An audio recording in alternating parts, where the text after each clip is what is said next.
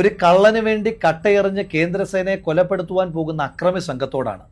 കള്ളൻ ഒരു പക്ഷേ സംഘപരിവാറുമായിട്ടുള്ള രഹസ്യബന്ധത്തിന്റെ പേരിൽ മുട്ടിലിഴഞ്ഞോ കുമ്പിട്ട് നിന്നോ ആ കേസിൽ നിന്ന് ഊരിപ്പോരുമായിരിക്കാം.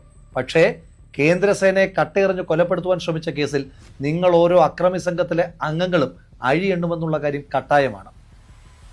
ഇന്ന് രാവിലെ വിജയന്റെ വീട്ടിലും വിജയന്റെ മകൾ വീണ വിജയന്റെ വീട്ടിലും വീണ വിജയന്റെ ഭർത്താവ് മുഹമ്മദ് റിയാസിന്റെ വീട്ടിലും അടക്കം റെയ്ഡ് നടക്കുന്നതിന്റെ പേരിൽ കാസർഗോഡ് മുതൽ തിരുവനന്തപുരം വരെ എത്ര വലിയ അക്രമ അഴിഞ്ഞാട്ട അരാജകത്വമാണ് CPM-ന്റെ അക്രമി സംഘം അഴിച്ചുവിട്ടുകൊണ്ടിരിക്കുന്നത്. സാധാരണഗതിയിൽ വിജയൻ പറയാറുണ്ട്, എനിക്ക് മടിയിൽ കനമില്ല, അതുകൊണ്ട് വഴിയിൽ ഭയമില്ല എന്ന്. വഴിയിൽ ഭയമില്ലാത്ത ആള് എന്തിനു വേണ്ടിയിട്ടാണ് ഇങ്ങനൊരു കൊട്ടേഷൻ സംഘത്തെ ഇറക്കി വിട്ട് അന്വേഷണ സംഘത്തെ ഭയപ്പെടുത്തി കേസിൽ നിന്ന് രക്ഷപ്പെടുവാൻ ശ്രമിക്കുന്നത്? ഇനിയും കേരളത്തിന് ഇതുവരെ ബോധ്യമായിട്ടില്ലാത്ത, ഈ നാട്ടിലെ അന്വേഷണ ഏജൻസിക്ക് ബോധ്യമായിട്ടില്ലാത്ത ഒരു ചോദ്യം ഇന്ന് വിജയന് വേണ്ടി ആക്രമിക്കാൻ റോഡിലേക്ക് ഇറങ്ങിയ അക്രമി സംഘത്തോട് ചോദിക്കുന്നു. നിങ്ങൾക്കെങ്കിലും പറഞ്ഞു തരാമോ, എന്തിനു വേണ്ടിയിട്ടാണ് വിജയന്റെ മകൾ വീണ വിജയന് കരിമണൽ കർത്തയെ പോലെ ഷെയ്ഡി ക്യാരക്ടറിലുള്ള ഒരു വ്യക്തി 1.72 കോടി രൂപ കൊടുത്തിരിക്കുന്നത്? എന്ത് സേവനം ചെയ്തതിന്റെ പേരിലാണ് വീണ വിജയന്, അന്നത്തെ മുഖ്യമന്ത്രിയുടെ മകൾക്ക്, കരിമണൽ കർത്ത മാസപ്പടി കൊടുക്കുന്നതെന്ന് നിങ്ങളെങ്കിലും പറഞ്ഞു തരാമോ?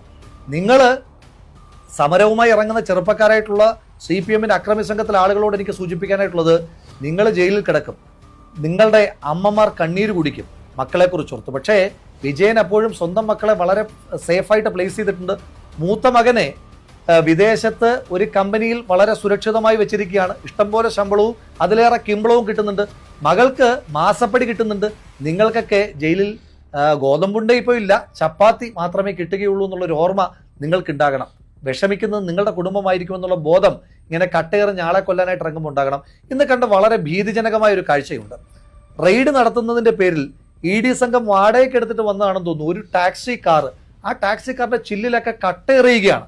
ആ വണ്ടി ഓടിക്കുന്ന സാധു മനുഷ്യൻ, ഒരുപക്ഷെ അദ്ദേഹം ED ഉദ്യോഗസ്ഥനൊന്നും ആയിരിക്കില്ല, ഏതെങ്കിലും ടാക്സി ഡ്രൈവർ ആയിരിക്കും. അയാൾ ജീവഭയത്താൽ അലമുറയിടുന്നത് നമ്മൾ വളരെ വേദനയോട് കൂടിയിട്ടാണ് കണ്ടത്. കണ്ണൂരിലും തിരുവനന്തപുരത്തും കാസർഗോഡ് തൊട്ട് തിരുവനന്തപുരം വരെ എല്ലാ പ്രദേശത്തും ഇങ്ങനെ അക്രമം അഴിച്ചു വിട്ടാൽ വിജയൻ രക്ഷപ്പെടുമെന്ന് നിങ്ങൾ വിചാരിക്കുന്നുണ്ടോ?